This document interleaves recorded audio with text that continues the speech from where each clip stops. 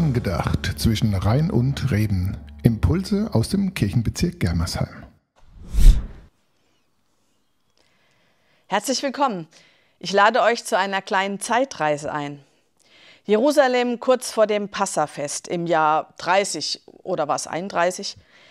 Begeben wir uns auf die Spuren Jesu, blicken wir im Zeitraffer auf 8 Tage, die mit Euphorie, Freude und Jubel beginnen.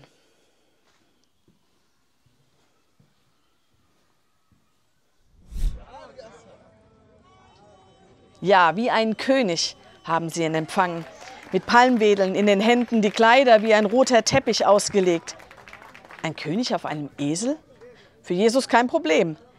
Er hat sich doch nie um Konventionen und Etikette geschert. Hosianna, dem Friedenskönig.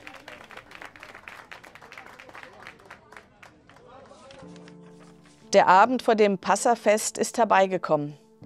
Ein gemütlicher Abend sollte es werden, mit den traditionellen Speisen für den Sederabend, Lobliedern und Gebeten. So eben wie jedes Jahr. Stattdessen: Ich werde sterben. Einer unter euch wird mich verraten.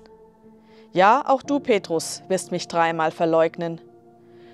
Und diese anderen Worte über Brot, über den Kelch mit Wein. Nach dem Mahl der Weg durch die Dunkelheit in den Garten. Jesu Herz ist voll und er möchte zu seinem Vater beten. Die 3 Jünger, die er zu seinem Schutz mitnimmt, versagen und schlafen ein. Wenigstens weckt der Tumult sie auf, als die bewaffneten Soldaten in den Garten stürmen. Der Kuss, ein Handgemenge, eine Festnahme. Jünger auf der Flucht. Für Jesus beginnt der Weg von Pontius zu Pilatus. Noch einer, der negativ auffällt. Petrus am Lagerfeuer, im Hof des Palastes des Hohenpriesters. Eine Frau fordert ihn heraus. Nein, nein, nein. Der zweite Hahnenschrei, aber auch ein liebevoller Blick. Jesus verzeiht ihm, auch diesmal. Jesus vor Pilatus. Nun soll das Urteil gesprochen werden. Worte zu seiner Verteidigung fallen nicht. Etwas anderes wird fallen, sein Todesurteil, ausgesprochen vom aufgewiegelten Volk. Nicht für Barabbas, sondern für Jesus heißt es: Kreuzige ihn. Doch erst einmal heißt es Häme, Folter, Verschmähung, Königsmantel und Dornenkrone. Jesus schwerer Weg ans Kreuz steht bevor. Schwer ist nicht nur der Weg, sondern auch der Kreuzbalken, den er aus eigener Kraft auf den Hügel Golgatha schleppen muss.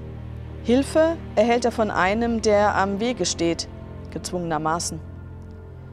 Selbst als Jesus bereits am Kreuz hängt, hören die Lästereien und Verunglimpfungen nicht auf. Und er verspricht dem sterbenden Verbrecher, dass er noch heute mit ihm im Paradies sein würde. Jesus, in deiner schlimmsten Not am Kreuz bist du noch für andere da. Dein Kreuz erinnert uns daran, wie sehr du uns Menschen liebst. Du warst bereit, für uns zu sterben. Danke, dass die Liebe stärker ist als der Tod. Danke, dass deine Liebe zu uns nie vergeht. Danke, dass uns das Zeichen des Kreuzes daran erinnert. Es ist vom Todeszeichen zum Lebenszeichen geworden. Nach all dem Schrecklichen gibt es einen neuen Anfang. Einen Neuanfang erlebten auch die Frauen am Ostermorgen. Eben noch Trauer, Schmerz und Leid auf ihrem Weg zum Grab, um den Freund zu salben. Nach dem Schreck die Erkenntnis: Jesus lebt, er ist auferstanden.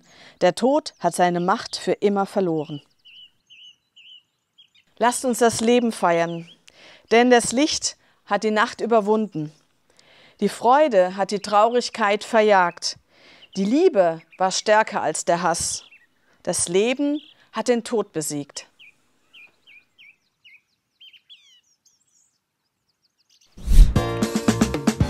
Angedacht zwischen Rhein und Reben. Impulse aus dem Kirchenbezirk Germersheim.